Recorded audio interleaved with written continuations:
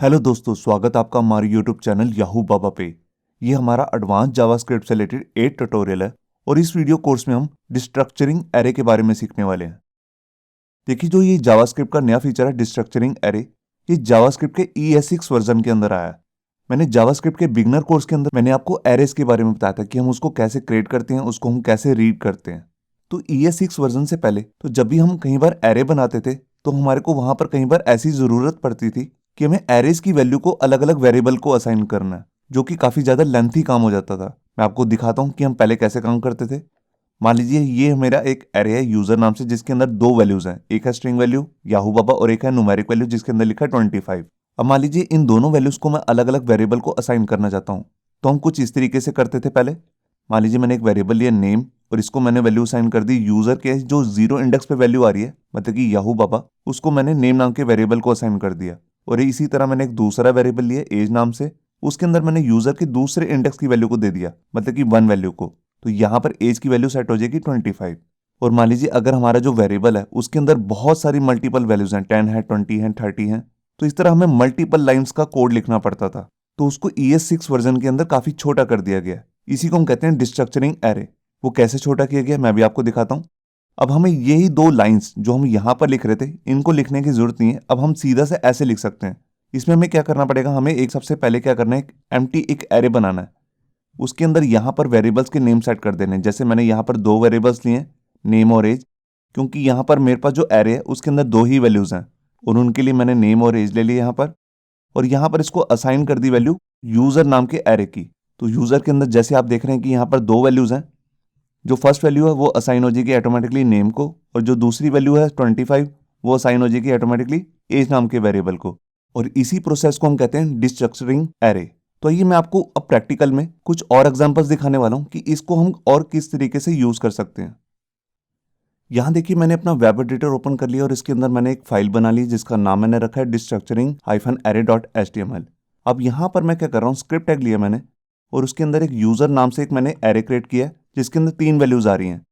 पहले है string value Yahoo बाबा, फिर है एज जैसे कि यहाँ पर दिख रही है आपको 25, फिर है उसका सिटी जैसे यहाँ पर लिखा है दिल्ली। अब मैं यहाँ पे क्या करता हूँ, इन तीनों वैल्यूज को अलग अलग वेरिएबल्स को असाइन करना चाहता हूँ। तो यहाँ पे मैं यूज करने वाला हूँ अपना डिस्ट्रक्चरिंग एरे।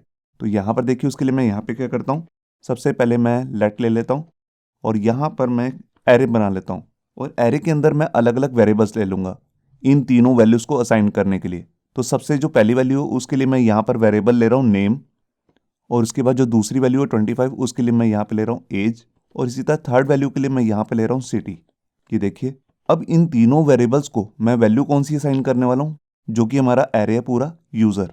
ये देखिए बस इतना करने से ये तीनों जो वैल्यूज हैं जो एरे के अंदर आपको दिख रही हैं, ये इन अलग अलग वेरिएबल्स को असाइन हो चुकी हैं। अब मैं इसको आपको प्रिंट करके दिखाता हूँ। तो देखिए मैं यहाँ पर इसको कंसोल में प्रिंट करता हूँ और सबसे पहले मैं ले लेता हूँ जैसे नेम और इसी को डुप्लीकेट कर लेता हूँ 2 बार। सेकेंड में ले लिया मैंने एज और लास्ट में मैंने ले लिया सिटी। तो यहाँ पे अब मैंने फाइल को सेव किया और ये देखिए यहाँ पर हमारे पास तीनों वैल्यूज आ चुकी हैं। आप पहले देख रहे हैं याहू बाबा, नेम की आ गई, एज और सिटी। तो आपको यहाँ पे दिख रहा होगा कि हमारा काम जो है वो कितना ज़्यादा छोटा हो चुका है। सिर्फ एक ही लाइन के अंदर कोड के अंदर हमने मल्टीपल वैल्यूज को असाइन कर दिया, अलग अलग वेरिएबल्स को।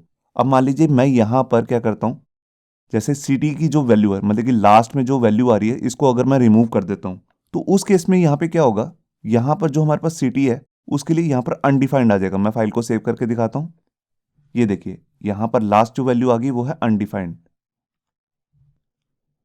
और अगर मैं यहाँ पे क्या करता हूँ, यहाँ पर मैं सिटी की वैल्यू तो डाल देता हूँ और पहली दो वैल्यूज को मैं यहाँ पे रिमूव कर देता हूँ। ये देखिए तो यहाँ पे मैंने फाइल को सेव किया तो उसके इसमें देखिए ऑटोमेटिकली इसने ले लिया यहाँ पर अनडिफाइंड अनडिफाइंड और उसके बाद थर्ड वैल्यू। और अगर मैं सिर्फ सिटी की ही वैल्यू देखना चाहता हूँ तो यहाँ पर मैं इन दोनों को कमेंट कर देता हूँ और फाइल को सेव करता हूँ। तो देखिए यहाँ पर आ गया सिटी का नेम दिल्ली। और अगर मैं इन वेरिएबल्स को कोई डिफ़ॉल्ट वैल्यू सेट करना चाहता हूँ वो भी मैं कर सकता हूँ। यहाँ पर मैं अभी Ctrl+Z कर लेता हूँ। ये देखिए मेरी तीनों वैल्यूज़ आ रही हैं और मैं क्या चाहता हूँ, मिनिमम जो एज है वो है 20। तो उसके लिए मैं यहाँ पर क्या लिख लेता हूँ, इसको असाइन कर देता हूँ वैल्यू 20। ये देखिए अब मान लीजिए यूज़र ने यहाँ पर कोई वैल्यू ही असाइन नहीं की है, जैसे मैंने यहाँ पर दिए रखी है 25। मैं इसको हटाता हूँ और फाइल को सेव करके दिखाता हूँ। तो देखिए यहाँ पर जो एज है डिफ़ॉल्ट वैल्यू आ गई एज की 20। और अगर यूज़र यहाँ पर कोई वैल्यू दे देता है, मान लीजिए जैसे उसने दे दिया 22 और यहाँ पे फाइल को सेव किया, तो देखिए यहाँ पर वो वैल्यू ओवरराइट हो चुकी है। अब यहाँ पे नई वैल्यू आ गई 22। तो इस तरह मैं किसी भी वेरिएबल की डिफ़ॉल्ट वैल्यू भी सेट कर सकता हूँ, जैसे नेम की या सिटी की। और जो मैं ये वैल्यू असाइन कर रहा हूँ इन अलग अलग वेरिएबल्स को, ये ऐसा नहीं कि सिंपल एरे में ही काम करेगी, ये नेस्टेड एरे के अंदर भी काम करती है। मैं यहाँ पर आपको नेस्टेड एरे बना के दिखाता हूँ। तो देखिए जैसे हमारे पास यहाँ पे 3 वैल्यूज़ तो आ ही रही हैं। मैं इसके बाद यहाँ पर एक एरे क्रिएट कर लेता हूँ। ये देखिए मैंने इसके अंदर एक एरे बना दिया और इसके अंदर मैं यहाँ पर 2 वैल्यूज़ डाल देता हूँ। एक में इसका जेंडर डाल देता हूँ, जैसे मेल, और उसी के बाद मैं यहाँ पर एक दूसरी वैल्यू ले लेता हूँ, जैसे मान लीजिए उसकी सैलरी। तो जैसे मैं यहाँ पर ले रहा हूँ 25,000। ये देखिए मैं इस पेज को थोड़ा सा बड़ा करता हूँ।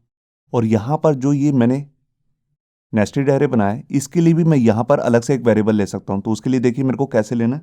तो देखिए वो इनर एरे है, तो उसके लिए भी मेरे को यहाँ पर स्क्वायर बेसिस लेनी है पहले। तो मैंने स्क्वायर बेसिस ले ली और यहाँ पर 2 वैल्यूज़ आ रही हैं, एक है ये मेल और एक है उसकी सैलरी। तो इसके लिए मैं 2 अलग अलग वेरिएबल भी ले लेता हूँ। पहले ले लेता हूँ जेंडर और उसके बाद सैलरी के लिए मैं ले रहा हूँ सैलरी। ये देखिए, और इसको हमारे को यही वाला यूज़र जो एरे यही वैल्यू असाइन कर रहा है इसको। और इसको मैं यहाँ पर आपको प्रिंट भी करा के दिखा देता हूँ। ये देखिए यहाँ पर मैं जेंडर की वैल्यू भी दिखाता हूँ और इसी के साथ मैं यहाँ पर सैलरी की भी दिखा देता हूँ। तो यहाँ पर मैंने फाइल को सेव किया और ये देखिए यहाँ पर जो इनर वैल्यूज़ थी, मतलब कि नेस्टेड एरे, उसकी भी वैल्यू यहाँ पर शो हो रही है, मेल और उसकी सैलरी। तो आपने देखा जो ये नया फीचर है डिस्ट्रक्चरिंग एरे, ये नेस्टेड एरे पे भी वर्क करता है प्रॉपरली। और जैसा कि हमने अपनी पिछली वीडियोस में देखा है, मैंने आपको उसके अंदर रेस्ट ऑपरेटर को यूज़ करना दिखाया था एरेस के साथ, तो उसको भी हम यहाँ पे यूज़ कर सकते हैं। अभी मैं जो ये नेस्टेड एरे बनाया है इसको तो मैं रिमूव कर देता हूँ।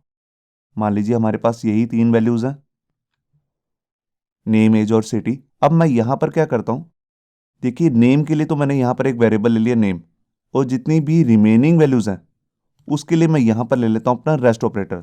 तो मेरे को सबसे पहले लगानी है 3 डॉट्स और उसके बाद इसको एक नेम दे देना है, मतलब कि वेरिएबल को एक नेम। तो मैं यहाँ पे ले रहा हूँ जैसे ARGS, मतलब कि आर्ग्यूमेंट्स। और यहाँ पर इसकी वैल्यू को भी मैं प्रिंट करके दिखाता हूँ। ये देखिए मैं यहाँ पर एज की जगह पे ले लेता हूँ आर्क्स और ये नीचे वाले कंसोल को मैं रिमूव कर देता हूँ। तो यहाँ पे मैंने फाइल को सेव किया और ये देखिए यहाँ पर फर्स्ट में आ रहा है नेम और उसके बाद आर्स के अंदर इसको मिला एक एरे। जैसे कि आप देख रहे हैं जो भी रिमेनिंग वैल्यू होती है रेस्ट ऑपरेटर उसको एक एरे बना देता है। तो यहाँ पर इसको 2 वैल्यूज़ मिली है एरे के अंदर, एक है 0 पे 22 और 1 इंडेक्स पे दिल्ली। तो इस तरह हम जितने भी ES6 के वर्जन के जितने भी नए फीचर्स आए हैं उसको भी इसके साथ यूज़ कर सकते हैं। अब मैं इस डिस्ट्रक्टिंग एरे को आपको फंक्शन के साथ यूज़ करके दिखाता हूँ। तो उसके लिए सबसे पहले मैं क्या करता हूँ, इसको Ctrl+Z कर देता हूँ